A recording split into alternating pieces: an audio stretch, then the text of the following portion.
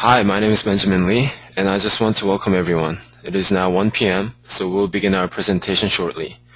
Today on August 17th, we'll have our presentation on senior mobility.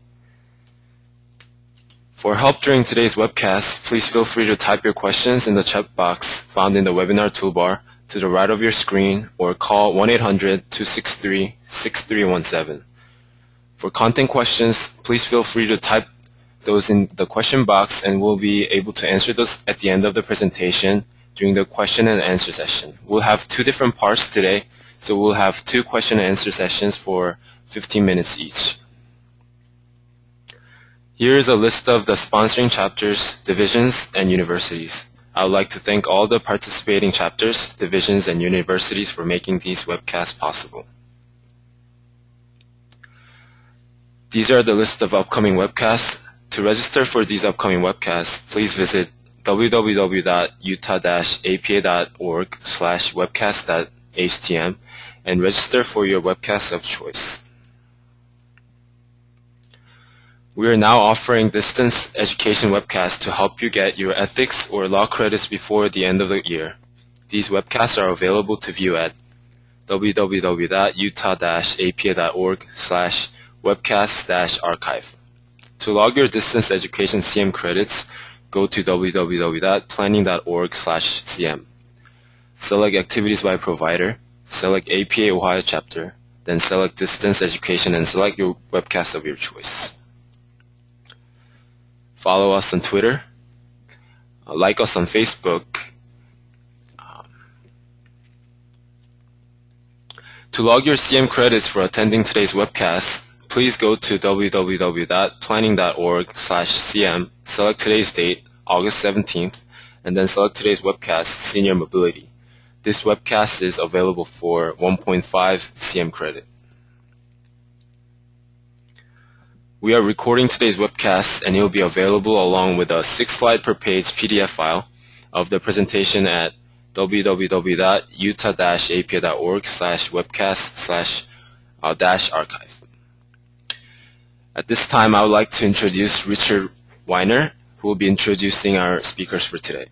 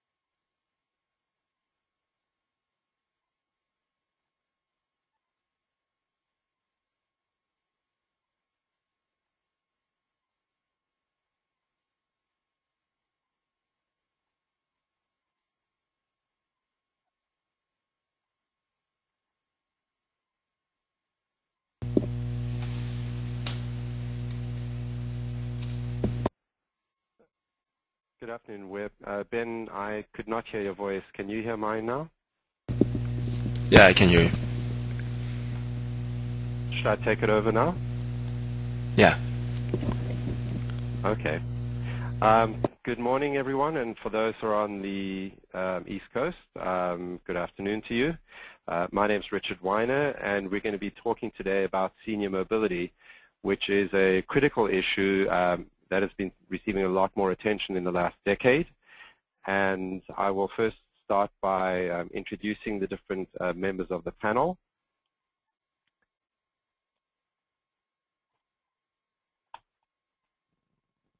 And for some reason, I'm not able to advance this slide. Ben, do you have a suggestion?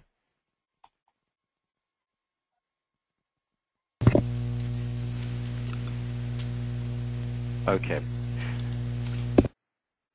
So I'll start by introducing myself. My name is Richard Weiner. I'm with Nelson Nygaard. We're a transportation planning firm based in San Francisco with 7 offices throughout the United States.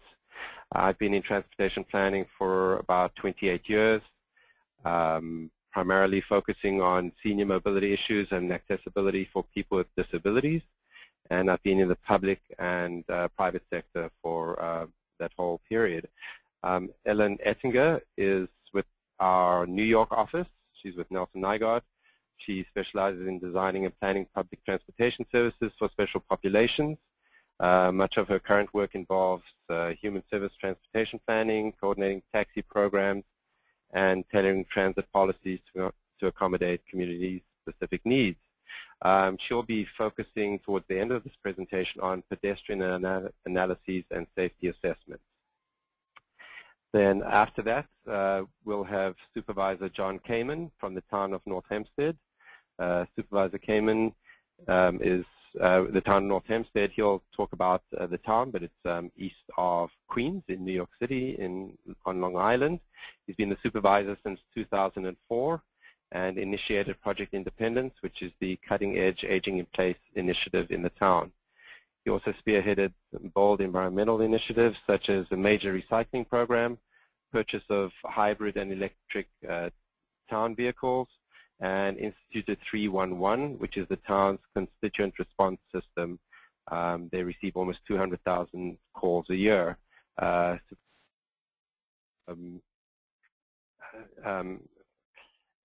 Evelyn is retired as the first commissioner of the town of North Hempstead's Department of Services for the Aging. She retired in February of this year. She's spent 40 years in government and non-for-profit organizations, primarily focused on family and senior services. She's received many honors, including when she retired, she was named Women of the Year in New York State government. So let me just give you an overview of today's presentation. First, I'll set the stage with some slides on statistics, just identifying what the issues are that we're going to be addressing, and the senior travel pattern. Then I'll talk for about 10 or 15 minutes about transportation solutions that have been developed throughout the country to address senior mobility.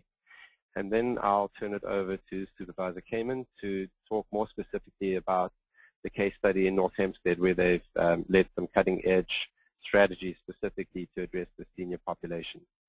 That should take about 30 to 40 minutes, and then we'll have a 15-minute session for questions and discussion. And then, as I think was mentioned before, Ellen will be talking about pedestrian safety improvements. So first I'll set the stage with some statistics. I think it's no surprise to anyone on this call that the senior population is growing dramatically. What's of particular concern to us as transportation planners is the fact that the highest growth is in the 85+ cohort, because those are often the most difficult mobility needs to address. The cost of providing transportation to seniors is estimated to be over $4 billion a year, and that's a conservative estimate. By 2030, it will exceed $7 billion. Demand for public transportation, as you can see in the graph, is particularly high for the most expensive options.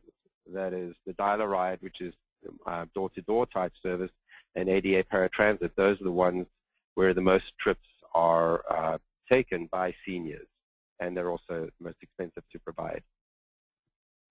In this slide, you can see where the senior population growth is happening. As of 2000, there were only 4 states where the proportion of the population in those states exceeded 15%. Iowa, Pennsylvania, West Virginia, and Florida. And interesting, you can see the 3 states where it was actually below 10%, which was in Alaska, Utah, and Georgia.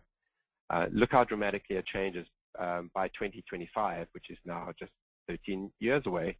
The majority of states in the country will exceed 20% of their population being seniors. We wanted to have these right up front because I think it tells a very compelling story about how this issue is going to become much more important with each passing year. Here you can see the older population by different cohorts, because the solutions that we come up with for those in the 60+ cohort are going to be very different to those in the 85 plus. As you'd expect, the largest proportion of those over 60, but you should note the line at the bottom of 85 plus, which until the 1980s, 1990s barely registers as a blip on this graph, and yet in the next decades rises pretty dramatically.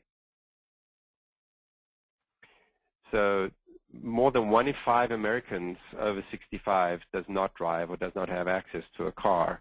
That's very significant given the mode split of the general population, which is heavily car dependent. And research suggests that a 75-year-old today is likely to exceed their driving capacity by 6 to 10 years. That range is basically due to gender differences. Women are likely to be, because women live longer and tend to self-limit earlier than men, the average woman, a 75-year-old woman, is likely to have 10 years in which she'll no longer be able to drive. So this is very significant given the trend in the 60s and 70s of people moving to the suburbs, which are very auto-dependent, without thinking about what they were going to do when they could no longer drive. So a multifaceted, multimodal approach is needed to meet these mobility needs. Seniors, as expected, partly because they're less likely to work, take 3.4 trips per day compared to 4.1 for all ages. And there's a big difference among seniors between those who drive and don't drive.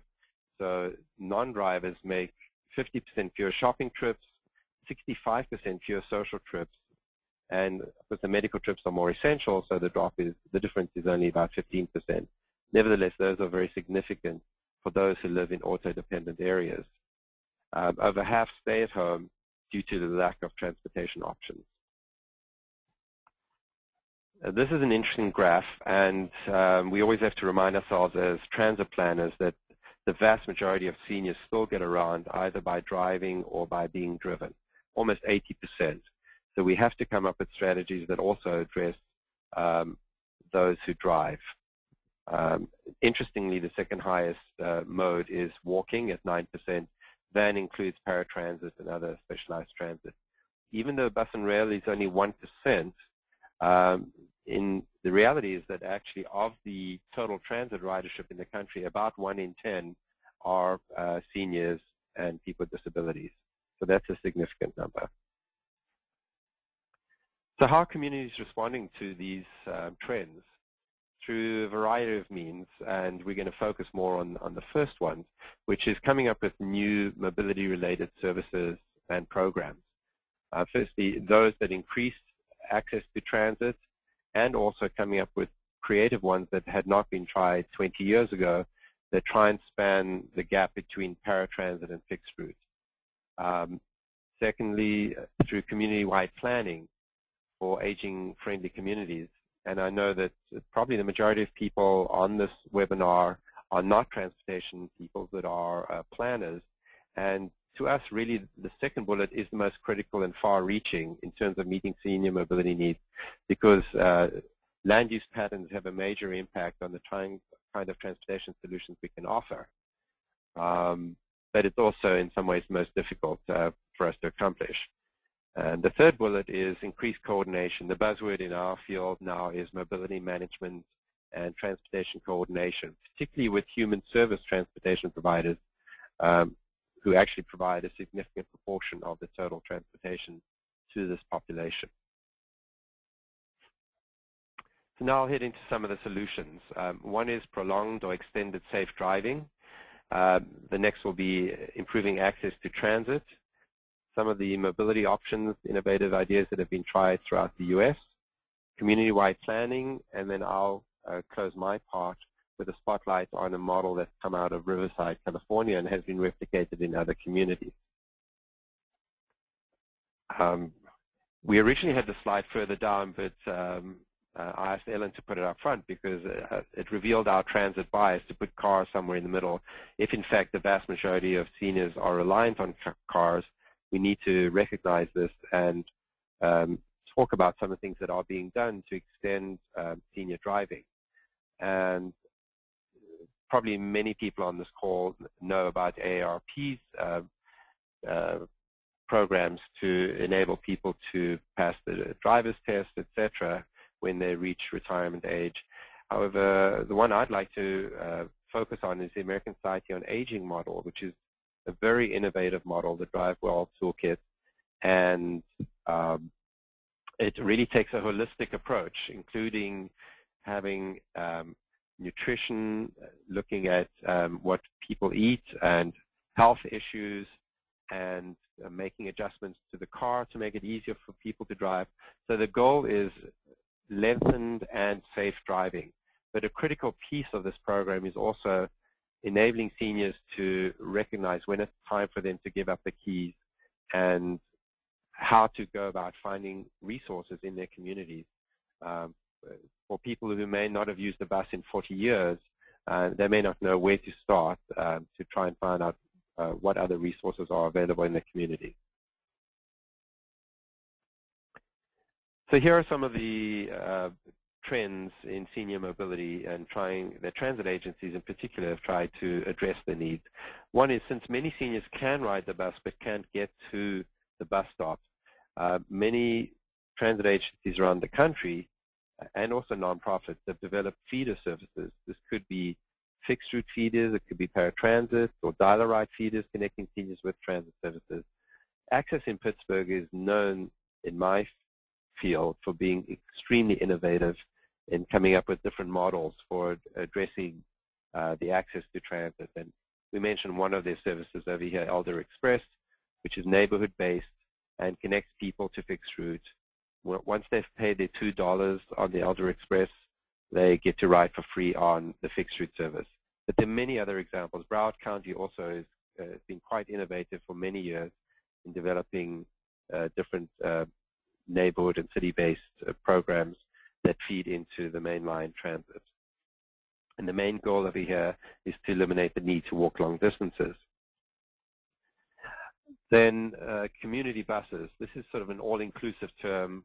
Other terms that are used are service routes, point deviation, route deviation. But essentially what we're talking about is designing a service, and this example over here is of a fixed route and fixed schedule. But what makes this different to a regular transit route is that it's been designed with seniors in mind. So the goal is to minimize the walking distance to the stop as opposed to minimizing the ride time, getting from point A to point B in the shortest time. Over here, it's to enable seniors to get onto a bus more easily. Sometimes it pulls up in front of the lobby of a medical center or assisted living. And this also enables seniors to ride more spontaneously than paratransit allows. And it's often available to the general public, but because it can take long on the circuitous route, it tends to be primarily seniors who take these services. Ride Connection is a major nonprofit in Portland, and they have developed a variety of services, including this community shuttle in King City. Then Project Action, about 3 or 4 years ago, developed a toolkit for bus stop accessibility and safety.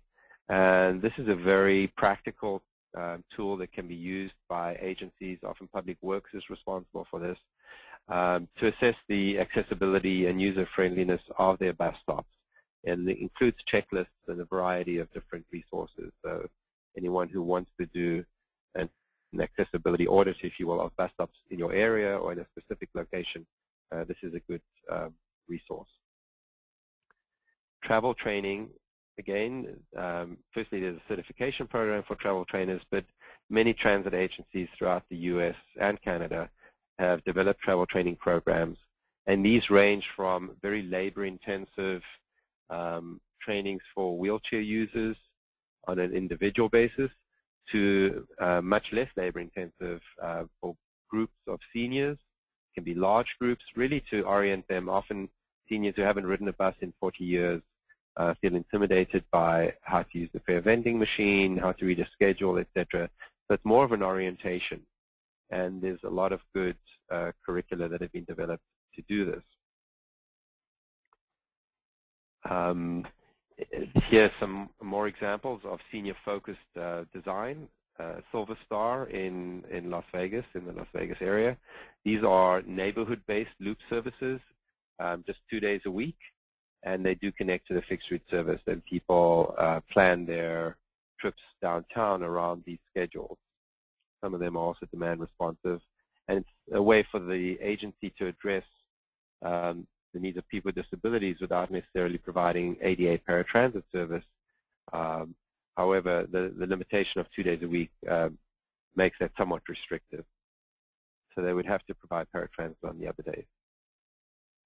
Another example of a nonprofit that does this in San Diego, Jewish Senior Services Council, operates complimentary volunteer driver and shuttle programs, and basically uses at least hundreds of volunteers in a variety of roles, whether driving their own car or a van or as an escort on the vehicles.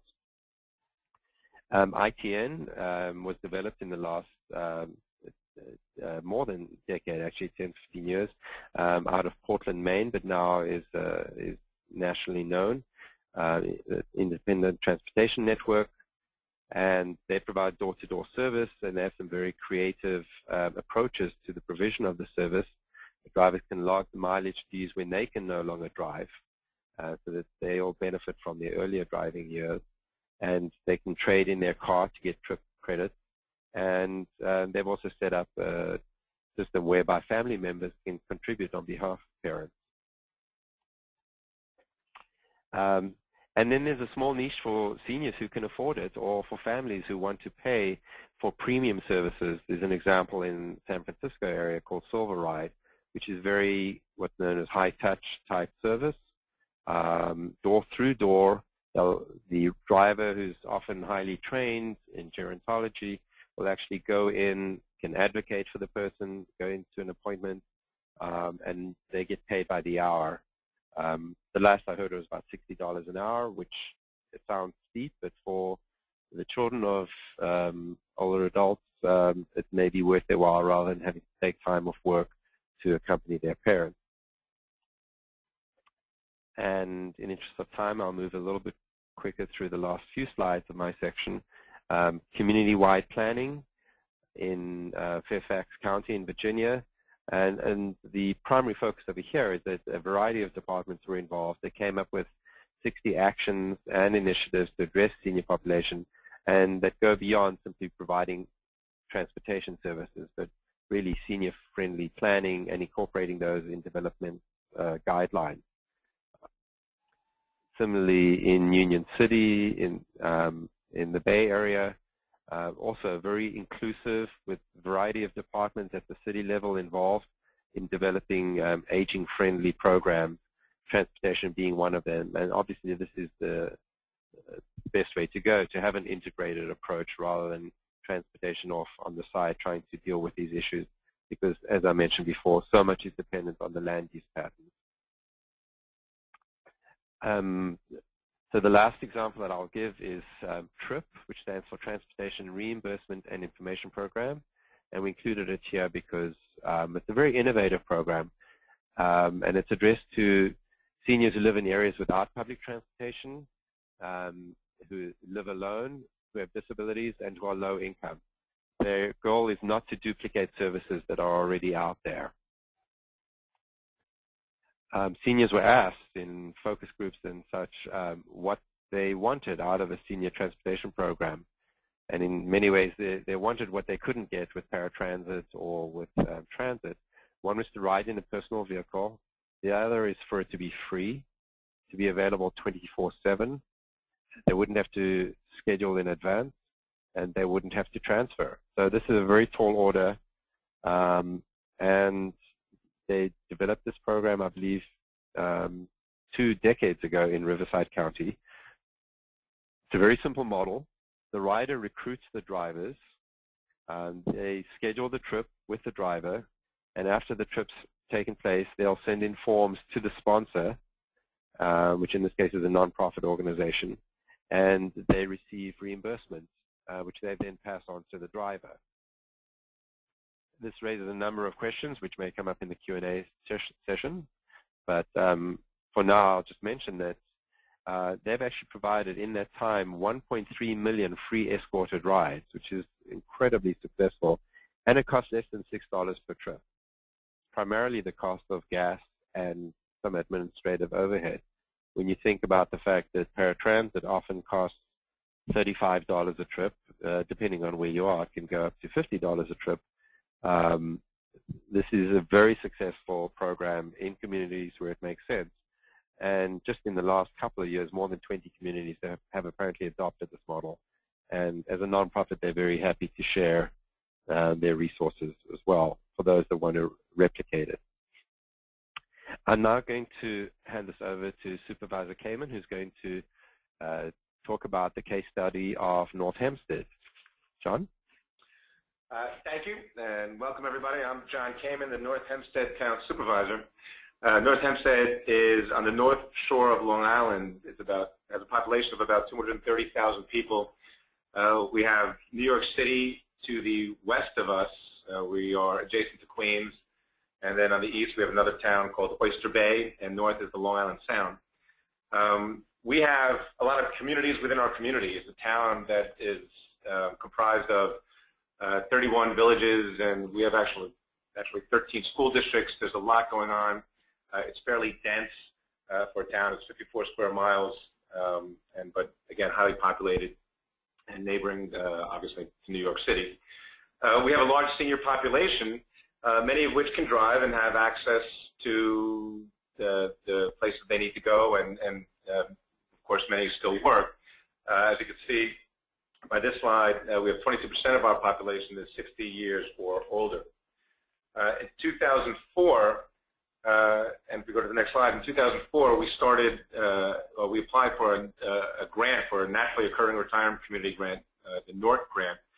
And it was a great idea, except that when you're in the suburbs, one of the things I quickly realized and the team we put together realized is that the NORC, which usually involves census tracts where 40% of the people living in that census tract are 60 years or older, those census tracts in the city or in an urban environment might be a building. In the suburbs, it could be a good chunk of a community. And in the suburbs, people get around by driving or things with lots of wheels on it. So we realized that we needed to come up with a different idea about how to move forward, helping our senior population age in place, live in their homes longer, and be independent. So we came up with the idea of Project Independence, helping our seniors age in place.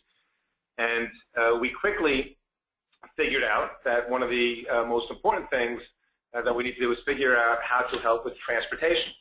The number one need that our senior population has in the suburbs, and I suppose other places as well, is transportation.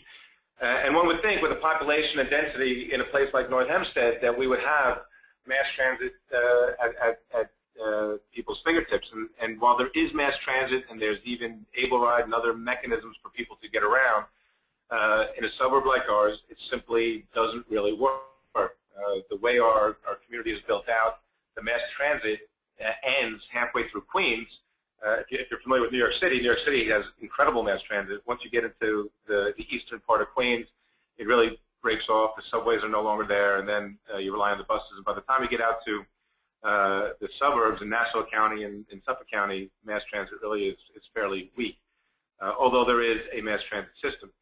The town of North Hempstead hired Nelson Nygaard to help us and analyze our transportation issues and our senior programs in relation to transportation. And they did a telephone survey and focus groups, interviews, and what they found was that there were very limited fixed route bus services within our town, that many destinations were not accessible by bus or other services, and that in the evenings and weekends there were even fewer ways to get around our town, and that limited people's ability to drive or to get to places. And if you can't drive, you become homebound or simply unable to participate in things that were important to you. So it's important to note that in our town we actually have a bus system, even though it's not a mass transit system. And our bus system, like many suburban communities, I think, is focused on transporting seniors. And we would have a bus that would take seniors to senior programs. We'll have a fun day Monday at our beach, at one of our beaches where we have hundreds of seniors gather. Our buses will take them there. We have senior centers and senior programming, and our buses do that as well. we actually had a program that would take seniors to local pharmacies or supermarkets, and people would get on the bus and would have this bus with 58 seats on it, and 4 or 5 seniors would be on the bus. And this bus would be driving through communities and making a lot of noise and spewing all sorts of stuff. And we really came to the conclusion that it wasn't a great way to go. And over the years, we realized that only about 200 people were using this system, and it was costing a lot of money. And the whole system cost $1 million a year, but we thought we could be more efficient. And we made the observation that it would be cheaper for us to hire a taxi to take a senior to their destination than to use our bus system. And so we came up with the idea in Project Independence to come up with a pilot transportation program. And the whole theory was fairly simple. We figured out that if we go to the cabs that during the hard economic times were sitting there not being used, if we went to them and said, what if we pay you by the hour, and during those hours that you're not used, you'll make some money from us, and then you could take our seniors shopping. And if we could take this bus system that we were using and downgrade it, where we took 4 of the bus drivers and we put them into the highway department to fill vacancies there, and we got a couple of our buses off the road. We didn't have to maintain them anymore. We figured we would save $60,000 salary, and then you have pensions and other costs that you're saving, so that adds up to about $80,000 savings per person. We ended up saving upwards of $300,000 to $400,000 a year by taking 4 drivers out of commission and taking a couple buses out of commission, and then we could reinvest that in a taxi program. You'll see a little later this taxi program is going to cost us a little over $100,000. So at the end of the day, we ended up creating a program that enabled us to partner with the private sector, put the private sector to work when they needed to be working, gave people personal service by using taxi cabs to get people from one place to another, and actually saved several $100,000 a year. So this was a great public-private partnership. So what we did is we contracted with 2 taxi companies, and we notified our seniors through various community centers and senior centers that if you call our 311 system, and that's an important part of this, I'll mention that again in a moment, but if you call our 311 system, on certain days, we will get you to your shopping visits, and we'll cover the cost of it. It was going to be a free program because we're actually saving money on it. So Tuesdays at 11 o'clock would be a community called Great Neck, and Wednesdays would be Westbury, and Thursdays would be Port Washington. And so we had different parts of our town, and people were able to simply call up, get the cab to come to their house, take them shopping, and they would come back. And we had some interesting experiences with it. We had one group really didn't like the program, and we were talking to them, why do you like the program? Well, we found out that the shopping center that they went to wasn't the same one that they used to go to, and the new one didn't have benches outside where they can sit and talk while they were hanging out when they're done shopping. And so we could either cancel the program or put benches at the supermarket, and so we opted for putting benches at the supermarket, and now they love the program too. And of course the store loves the program because they're getting people to come to their supermarket and shop. Since 2009, when we started this program, we have over 25,000 trips. So we went from a couple hundred of people using this during the course of the year, over and over again, but it was still a couple hundred people, to 25,000 trips since 2009. So it's a few years old, and it's still growing. So the supermarket program was a great program, but it was practice. The whole idea about the supermarket program was practice. We thought, and we know, and as many of you do know, that the number one transportation need is medical transportation. That's where seniors really need to get around, and if they don't have the appropriate access, there's health implications, there's quality of life implications, and there's emotional issues, and it really is an important thing to be able to help our senior population get to where they need to get to, especially in relation to medical transportation. So after we realized that our supermarket transportation program worked, we said, let's figure out how to do this with medical transportation. And the first thing we figured out is we can't do it for free. We cannot cover the cost of it simply because government, while we can help facilitate resolution, we can't solve every problem. We certainly can't pay for it. This would be way too expensive. But we partnered with our taxi companies, and more taxi companies were now engaged with us because they were hearing about it and they wanted to be involved. And we said, we'll come up with a plan where we can't quite pay you full price. That's not fair. You're going to be getting access to all our seniors, and we have tens of thousands of seniors in our community. And so how can we work something out with the taxi company so they get the business and we get the access to their professional service? And we came up with a system where they would charge us half the Medicaid rate. So they charge us the Medicaid rate, actually. They would actually charge us, they would charge us the Medicaid rate, and then we would come up with the other half of the cost. So when I spoke earlier, we said how we're saving several $100,000. It's costing us $100,000. That money that we were paying was covering half the cost of the Medicaid rate. So if we have a cab that they might charge somebody $26 to get to where they need to go, to the doctor's office, the Medicaid rate might be $20 or $18, say it's $18. We would pay $9, and someone's getting a $9 taxi ride for a $26 taxi ride for $9. And they're willing to do that, and they give a tip, and they have the personal service, and they have confidence they're getting to a place in a professional manner, and it really worked. As you can see on the slide, we had 37,000 trips since 2010. And so we're 2.5 years into this. I believe this is about 3,000 people, somewhere between 3,000 and 3,500 people using the system over and over again, but up from 200 people. And with all the financial savings, it really is an important program in our town. And as I've indicated, the program costs us $140,000 a year. We've applied for grants and we've received a number of them, and so that actually offsets our cost as well. It says here that nearly 70% of all our calls to 311 for Project Independence is for the taxi service. Now, Project Independence in the town of North Hempstead is more than just taxi rides. What we did is we created this program where we help people age in place by providing them with visiting nurses, visiting social workers, access to handyman services, access to educational programs, physical fitness programs, and as we can see here, transportation programs. So this Project Independence is a program that we developed that helps seniors age in place, and we've received hundreds of thousands of dollars worth of grants. The next slide will show that we received an FTA New Freedom Grant that we applied for in 2010. We received it this year, actually, was for over $800,000.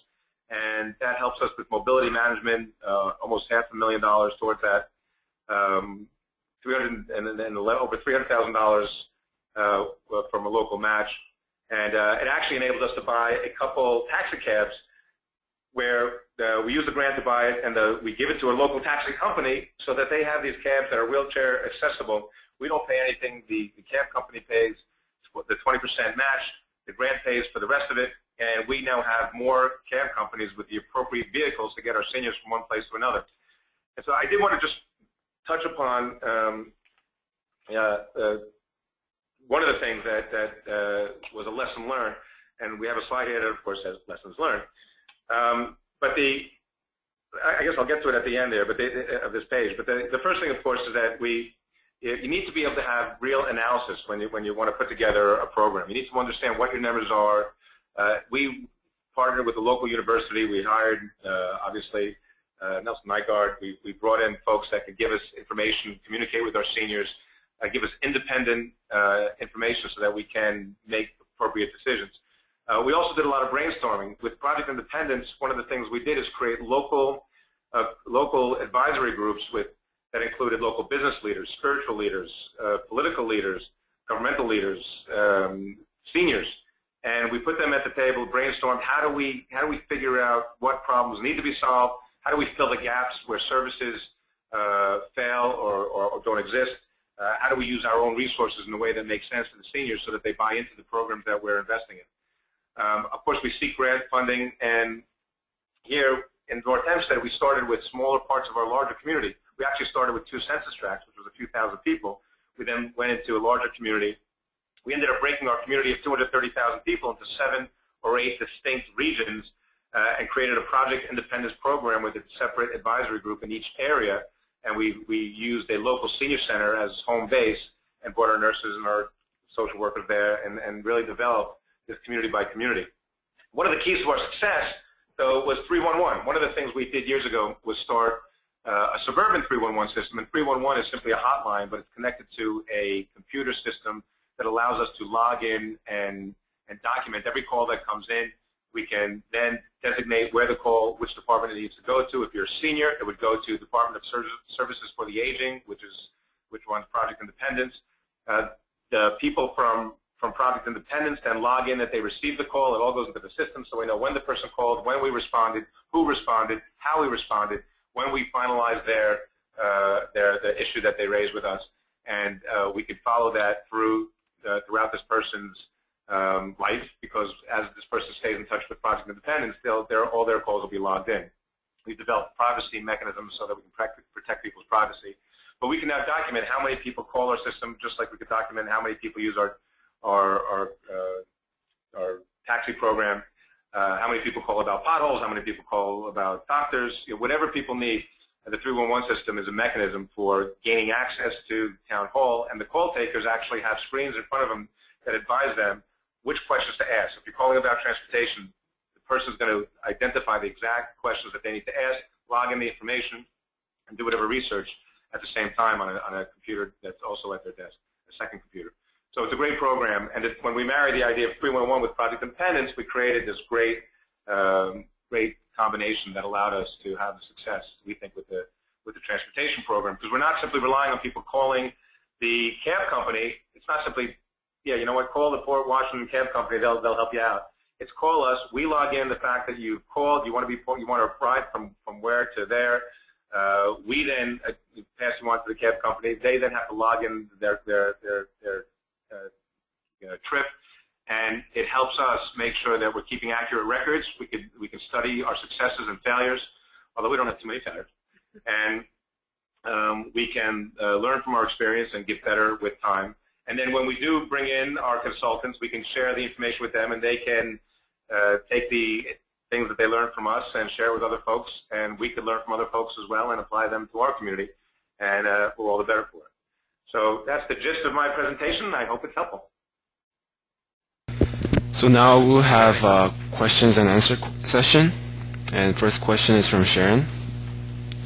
Instead of more government spending, what about private automobile improvements? For example, navigation aids, speed control, collision avoidance, and lane maintenance.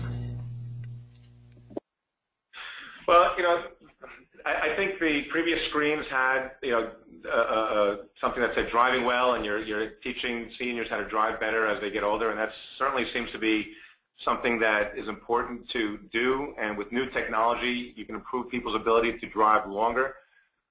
What we're addressing is when people feel they are not comfortable or able driving, how do we service them? And putting them in a car with all sorts of additional technology might help some, but it won't help all. So there's no single solution. What we've tried to do is come up with a public-private partnership, and as I've indicated, this program that we've developed in Project Independence actually saves the town hundreds of thousands of dollars a year and helps us provide service to thousands of more people than we used to for the same type of service, transporting people from one place to another. Okay, second question is from John. Does a North Hempstead taxi service provide exclusive or shared rides? It's for the supermarket. I know they would. It's a shared ride, so they'll. I mean, it's 2 or 3 or 4 people in each cab, so they'll pick some people up. A lot of times we find that people, when they're going to the supermarket, want to be with other folks. The medical transportation tends to be more individual-based because they're obviously going to a doctor for an appointment. There are some occasions where people will schedule appointments together, but for the most part, the medical transportation is individually based. And the taxi driver will leave somebody there, come back in an hour. They might make another trip in between so they can maximize their driving time. Okay, this question is from Jay. How would this work if there were no grants available?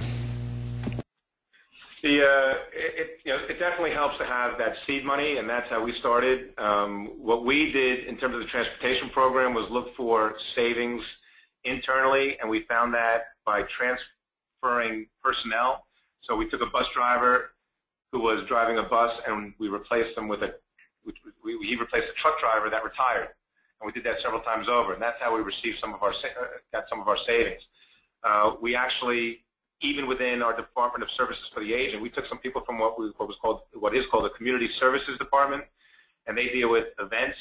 And so since the senior events were now being focused under Project Independence, we moved some of them around, and so we did a lot of moving, and with our 311 system, we were able to better manage our resources. So the idea was to not necessarily spend more money, but to spend the same amount of money or even less money and focus our energies in a more concentrated fashion with programs that work. So that's really how we achieve that. Hi, folks. This is Evelyn Roth, And one of the things we learned from our Nelson-Nygaard study was that our seniors were willing to pay for transportation, just not as much as many of the local taxi companies were charging.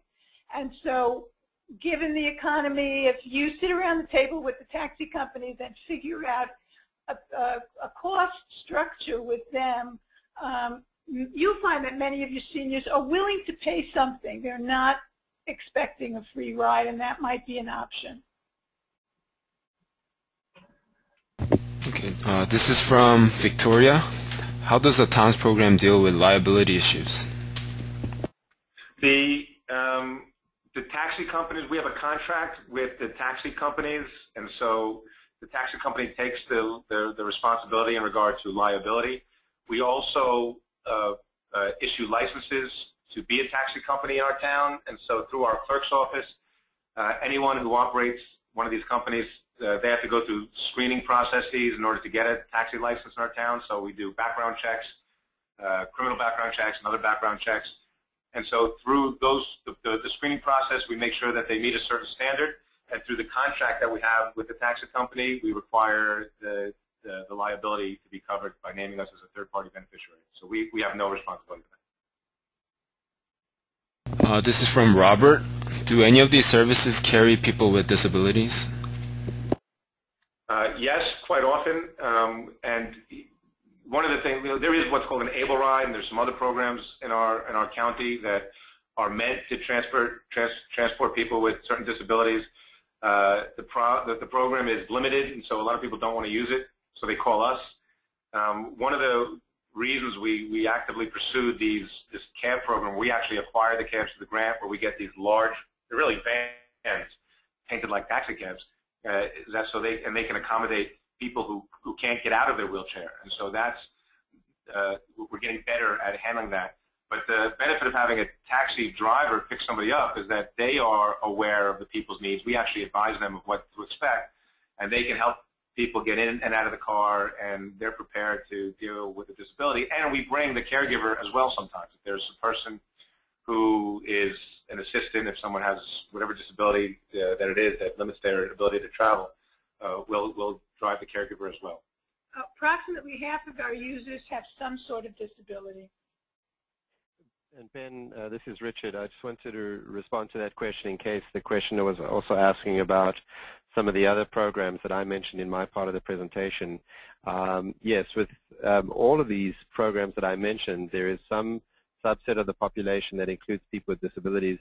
And in fact, the impetus for starting many of them was for agencies that were providing paratransit to service areas that were unproductive, or during service hours that were unproductive, was extremely costly for them. So they came up with alternative programs that could serve both seniors and people with disabilities, and they wouldn't have to put a fixed route service with the paratransit obligation to that area. And so that's how they addressed their ADA requirement at the same time as being able to serve senior populations in those areas. Okay. This is from Allison. Are the taxis ADA accessible? If not, how do you get around ADA regulations? Some of them are, but because it's the cab company meets whatever standard they're required to. So this is where the public-private partnership, I think, helps. The taxi cab, as my understanding, the ADA requirements are each cab doesn't necessarily have to be 100% accessible, but each cab company has to be able to transport people with all needs. So the individual cab that they send might not be appropriate, so they might have to send a different one. It might limit the availability of it, depending on what they need, which is why we're helping get grants to help our cab companies be better equipped to service people. So we're not getting around ADA. If the cab companies are meeting the needs themselves. This is from James. What kind of coordination did you do with the villages and neighboring municipalities? Well, that's a good question in terms of the neighboring municipalities. One of the things we came into, or we realized pretty quickly, was we take people to doctor's offices. Every doctor's office is not in our town. many people go into New York City for doctors. Many people go go into other communities. We have a hospital system, North Shore LIJ, which has a building. One of the hospitals are right on the border, where the hospital building is in Queens, and the parking lot, and most of the parking lot's in Queens, and a portion of the parking lot and the entranceway is in our town. And so instead of dropping the people off at the edge of the parking lot, making them walk across the parking lot to the front door, we opted to amend our program and drive them into New York City and right to the front door. And so we've amended our program to allow us to go to some concentrations, areas outside our town where there are concentrations of doctors. So south of our town border, we'll go about 10 minutes into a community called Garden City, and we'll take people there. We take people, as I said, a little bit into Queens, but we don't take people anywhere, and we really do limit it to that distance. We have met, in fact, just this last week with the 2 neighboring towns to see if they might be interested in working with us to come up with a similar program so that we might be able to cross borders a little bit more than we do now and work together. So that's part of a future negotiation that hopefully will bear some fruit. And how do you pay for or fund the 311 system? The 311 system was originally funded through a federal grant. We got a $500,000 grant. It was actually a COPS grant, which is, I guess, a lot of communities are eligible for, although they don't do earmarks anymore. I don't know if it's still available, but there are other mechanisms to get it. And with that, we did the assessment and then put some resources in ourselves. We actually went from this chaotic system where you called any department and you called me if you wanted a pothole, and I'll put it on a sticky and maybe I remember to fix it, maybe I didn't. We now get 180,000 calls a year into our 311 system, every one of them going to the appropriate department logged in, as I've indicated earlier. So it started out with grant. We've actually gotten additional grants. We're trying to work with some of our villages and our special districts and schools to utilize the system through us. One of our neighboring communities has actually asked if we can include them. But it really did start through a grant. And just the previous question asked about villages also. And we do, when we include in our regional areas of Project Independence, when we have those advisory board meetings, we include the local villages that are within that region. So we invite the mayor and the trustees and their folks who handle senior programs and such things. So the taxi program just ignores the village borders because we go in and out, but we do work with them the best we can. This is a combination of several questions. How do you monitor the safety, courtesy of drivers, customer friendliness, and have you surveyed the level of user satisfaction? Yes, we did. The first part of the question, again, because we license these cab companies, people are very comfortable calling us and letting us know if they didn't have a pleasant experience. And what they do, by the way, they call 311, and that goes to a particular place and it logs in, and the manager in charge of that department will get that call, as will chief of staff and other appropriate departments, so that the information is shared immediately. The Project Independence advisory groups also look through this information to make sure that where there's no individual driver that's getting complaints. And we do have surveys that we've done, again, actually through Nelson Nygaard, but through Hofstra University, which is a local university. They've done an analysis and the numbers were staggering. I mean, I think we had 90-something% satisfaction with the service. Very few people found it inconvenient, and every once in a while, I suppose the taxi driver might take a little long or get there late, but very infrequently. And it's in the taxi drivers and the taxi company's interest to make sure the customer is satisfied, because not only is this good for them in terms of this particular service, but seniors have children and friends and neighbors who use taxi companies, and if they talk about this program, which they inevitably do, they'll tell people what a great taxi company this is and how great they are, and so the taxi companies are getting free advertising and free access to new customers, so it's working in that way as well. To give you an example, when the program first started, we did get more more we can call complaint calls than we do now, because we were shaking down. And one of the frequent complaints that we got was the taxi company is sending a van instead of a cab, and we can't easily get in and out of the van. We told the taxi company no more vans. And that was wonderful feedback from 311. The taxi company immediately started sending cars, and problem solved. So we do get excellent feedback, and we are able to respond because of the 311 system. This question is from Ed. Working with the private sector to control costs is a good idea. Has Hempstead considered negotiating a payments from shopping centers who spend more than a certain amount of money? The idea of receiving a reimbursement for parking fees is common and might be applied to a transit trip. Well, first of all, we're North Hempstead. We're a little partial to that. The town just to the south of us is actually called the town of Hempstead. And it's a long, interesting story, which I'll be glad to share during the Revolutionary period when we separated from the town of Hempstead, and they didn't let us, and when we won the war and all that, is great. But we'll leave that for another day. So the town of Hempstead and North Hempstead, two separate towns. We're North Hempstead. We don't really, we do work with the shopping centers, and like you indicated, in one area where we asked them to put out benches, and they accommodated us. We are developing programs where we look for senior discounts. We don't necessarily negotiate it ourselves. The local Chamber of Commerce and other folks try to find more ways to help the seniors, and the more that the supermarket can accommodate them, the better. But since the program in many respects is paying for itself, part of our goal is to help grow the economy here, and so the taxi companies and the supermarkets are all benefiting, and they do have some senior discounts that they apply. This is from Richard. To get to and from vehicle picking up seniors, does the town require universal design where seniors live?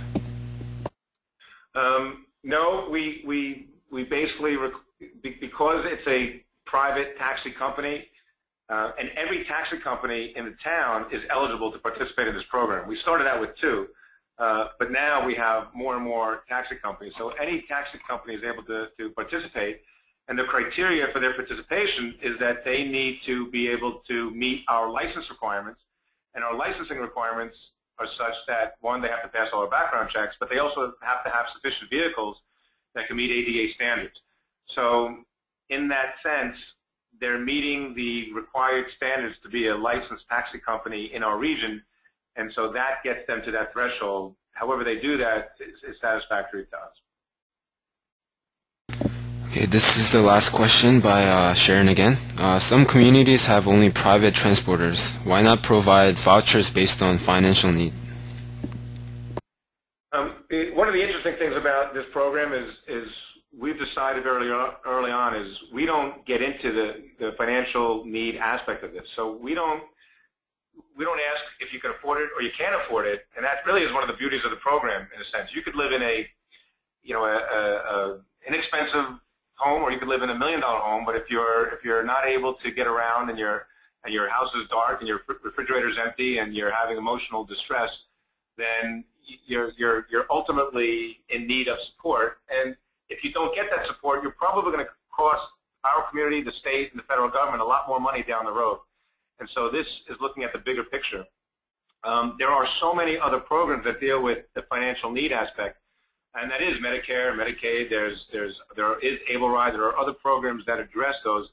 What we've decided was that we were going to simply approach this as a constituent service, where anybody who's 60 years or older is eligible for our programs, including our medical transportation and shopping transportation program. If they're eligible for other programs that in regard to vouchers, then that's something that they utilize independent of us. Although we will help find those programs for them. If you call 311, get in touch with Project Independence, our staff will help you find whatever programs exist based on your financial circumstances, and we will work with you, in perpetuity to get the services that you're eligible for. Okay, now we'll hand over to Ellen for the second part of the presentation. All right, thank you, Ben. My name is Ellen Oettinger. I work for Nelson Nygaard, the same company that Richard Weiner works for. So we're going to go through some slides here. It's a shorter bit of presentation about pedestrian safety improvements. I think there were some questions about universal design in senior neighborhoods or where the taxis are serving, and this is applicable to some of that. So as we saw at the beginning during Richard's presentation, seniors walk more than others to services. It's the second highest mode used. It's about 10% compared to cars and other modes.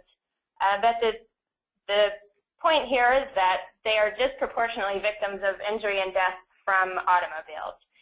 And the statistics are that for people who are 60 and over, the fatality rate is 2 per 100,000 as opposed to those who are under 60, which is only 1.3. And then this other subset of seniors over 75, 2.5 fatalities per 100,000. So we know that this exists. It exists for several reasons. Number one, or one of the reasons, not the top reason, but one of the reasons is that seniors are more frail than people as a general population. So if they are involved in an automobile accident, if they're a pedestrian struck by an automobile, they're just more likely to suffer severe injuries or death. They also are walking more, like I mentioned. They're also walking a little more slowly than most pedestrians, and that makes them a little more vulnerable. And finally, and this is what I'm going to focus on a little more, is a lot of our communities are lacking in safe, appropriate street design and infrastructure that could help these seniors access services and access their destinations a little more safely. The most dangerous roads for pedestrians, for senior pedestrians, are arterial roads. These are higher speed and they're multi-lane. And typically, a lot of times, there's less infrastructure or no infrastructure on these arterial roads. The AARP recently conducted a survey of their members, and they found that 50% of their members cannot safely cross the main roads near their houses, and 40% of their members reported inadequate sidewalks in the neighborhood. And we know that the presence of sidewalks, according to the Federal Highway Administration, the presence of sidewalks along a road actually increases or decreases the fatality rate of that road by 88%. That's a pretty staggering number, but that applies to a lot of things that we'll talk about. So during this survey as well, the AARP talked to transportation planners and engineers, and only 1/3 are incorporating the needs of older adults into their plans as they work with roads in their communities. And even communities that have complete streets policies don't always specifically address the needs of older adults. And as you will see, a lot of the measures that make streets safer for seniors are safe. They make them safer for everyone. So a lot of times it's a given in complete streets policies, but it's definitely not at the top of everyone's list. As Richard mentioned, over the last 10 years, it has become an increasingly hot topic, and it will continue to be, and hopefully it will continue to be an important topic and be more important to a lot of the planners and traffic engineers. So we'll talk a little bit about infrastructure and things that towns can do to improve their infrastructure to make their streets safe for seniors. So first, we'll talk about sidewalks and crosswalks. Basically, the street grading should be as flat as possible. The transition to the curb should also be very smooth. As you'll see in the picture on the right, there is not a smooth transition to the curb, even though there is a bit of grading that makes that step a little smaller. Also, pothole maintenance should be prioritized at crosswalks. And also, the sidewalk maintenance should keep them. Excuse me, I'm just getting a strange message. Can everybody still hear me? Ben, can you tell me? I just got a strange message from the webinar person. Yeah, we can hear you. Okay, perfect. Sorry, that threw me off there for a minute. So anyway, looking at sidewalk maintenance, prioritizing sidewalks and crosswalks in areas where there are a high residence of seniors is really important. And also, this is not just for people who are walking, but it's also for people who are using mobility devices like walkers or wheelchairs. If you can imagine someone in a wheelchair, a senior in a wheelchair attempting to use that sidewalk on the left there, it would be almost impossible. So there are a couple best practices for infrastructure on streets that can really help seniors access destinations more safely and more easily. On the left, you'll see what we call neck downs or bulb outs or curb extensions, and these reduce crossing distance across the street. You can see in the bottom picture that where the bulb out starts, the street is a good bit wider. From in the middle part, where the crosswalk is a shorter distance. So these also have the benefit of improving visibility for the seniors. The seniors who are trying to cross the street can see vehicles much better from that vantage, but also vehicles can see them much better from the bulb out. On the right, we have pedestrian refuge islands, and these are essential where crossing widths exceed 70 feet, which is about 5 or 6 vehicle lanes. Definitely recommended for widths that are shorter than that. That's a long way for a senior to travel. But these provide some protection so that they only have to walk a certain amount and then can wait for a car to pass and continue their journey. An NCHRP report actually found that roads that have medians have crashes. Medians reduce the number of crashes on roads by about 40%. So that's a pretty significant statistic as well. And this is another element of infrastructure that is really important for seniors who are walking. I think we think of these usually as for people who are using wheelchairs, who definitely need ramps to leave the sidewalk and enter a crosswalk. But these are also really important for seniors who may have a little bit of trouble walking, even without a mobility device. My grandmother recently stepped off a curb, 5 or 6 inch curb, and twisted her ankle, and that's just a matter of being more frail and needing a little more infrastructure tailored to her needs. These should be maintained well. You can see on the left that there's still a bump between the street and the sidewalk beginning, between the street and the pedestrian ramp beginning, that may give some people trouble with their walkers. So maintenance is really essential. And you'll also see, I believe a lot of us have probably seen the textured pavement that mark the end of the sidewalks there, the yellow and the red panels. So beyond infrastructure, there are a lot of measures for traffic calming that can really help make streets safer for seniors. I think we've all maybe seen the chart here at the bottom of this slide that looks at vehicle speed relating to pedestrian fatality. For vehicles traveling 20 miles an hour, fatality percentage risk is less than 10. For vehicles traveling 30, it's about 40%. For vehicles traveling 40 miles an hour, it's almost 80%. So the recommended speed for traffic calming measures in residential neighborhoods and areas with high density of seniors is 20 miles per hour. And for those of you who think that everyone won't abide by the 20 mile per hour speed limit, I'm sure none of us have ever gone over the speed limit in our cars before. There are elements that can be incorporated structurally into the street to really encourage drivers to drive more slowly. Reducing lane widths, typical lane widths are 12 feet, but reducing them to 11 or 10 is really the recommended width. Changing the curb radius, the turning radius, which encourages slower turning movements, and turns are really put pedestrians at much higher risk for crashes, partly just because of visibility. So if a turn is happening a lot more at a slower speed for a car, that makes it safer for the seniors.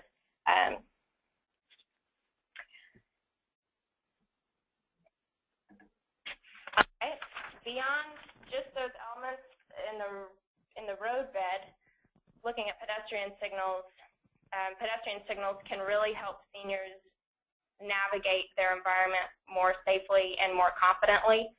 Being able to see a signal that tells them that it is their turn to walk is really helpful. Countdown signals especially are wonderful. The FHWA states that countdown signals can actually reduce pedestrian crashes by 25%. And that's a raw statistic, but just the peace of mind that this gives seniors who are really uncertain about their surroundings or confused even, this can really help. And another important element is the speed that the signal timing. So most pedestrian signals are timed for a walking speed of 3.5 feet per second. And we recommend 2.5 feet per second. Some cities use 3 feet per second, but a reduction from that 3.5 feet per second. We know that seniors travel a little more slowly. They might get a late start, or they might just have trouble. So the signal should be timed for a slower walk speed. Something else that can really help are called leading pedestrian intervals, LPIs, and these are just giving seniors a bit of a head start at an intersection. They know that the coast is clear, there are no vehicles coming. It's an advance of typically 3 to 5 seconds, but some places go up to 9, and it's exclusive pedestrian crossing time. And that comes before, that comes after the traffic has been stopped and before the traffic in the other direction are allowed to go. So that eliminates the turning problem that I was mentioning earlier. And finally, making the pedestrian environment more clear, as we were talking about with the crossing signals, with the pedestrian signals at intersections, other elements can help a senior, can help define the pedestrian environment better for a senior. High visibility crosswalks, as you'll see here in the picture at the bottom, that really pops for seniors who may have visibility issues. Also, wayfinding signs can help seniors, and also the sign that you see in the top right, that indicates for car drivers as well that they need to take extra precautions and be especially alert. And again, as with the sidewalks and the potholes and pedestrian ramp maintenance is really critical. And I want to talk just a little bit about projects here in New York City. They have implemented a program called Safe Streets for Seniors, and they began with a citywide analysis of senior pedestrian crash data, and also they layered on top of this neighborhoods that have a high density of senior residents, and they picked neighborhoods for pilot projects in each area, and they went out and had a lot of community meetings, made a lot of presentations, and listened to what communities thought could be done to the streets in their neighborhoods, and created tailored projects based on that feedback. And they have 25 neighborhoods now. They started this program in 2008, and they've been building projects since 2009. This is a before and after photo in Flushing. They installed a pedestrian refuge island, and Flushing has a very high density of seniors, so this is one of the first places that they went. They're still building and still getting a lot of feedback and making upgrades and changes to projects. So that concludes the elements of my presentation, and I believe we're on to questions again, Ben, for this segment, or for this segment of the presentation. The first question is from Diane. Is the senior crossing sign included in the MUTCD? I'm not sure if they have if the new one has these in it, but this is on the street in New York City, so so I believe it most likely is.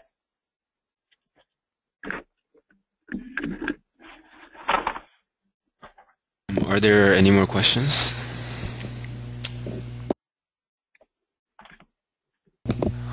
if not, thank you, Ellen. Thank you, Richard, John, and everyone, all the presenters. Thank you for the presentation. And for those who are still in attendance, I just want to go through a few reminders. First, off to log your CM credits for attending today's webcast. Please go to www.planning.org/CM. Select today's date, August 17th, and then select today's webcast, Senior Mobility. This webcast is available for 1.5 CM credit.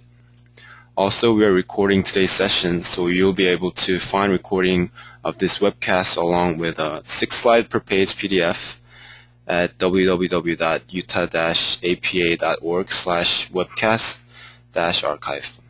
This concludes today's session, and I want to thank everyone again for attending.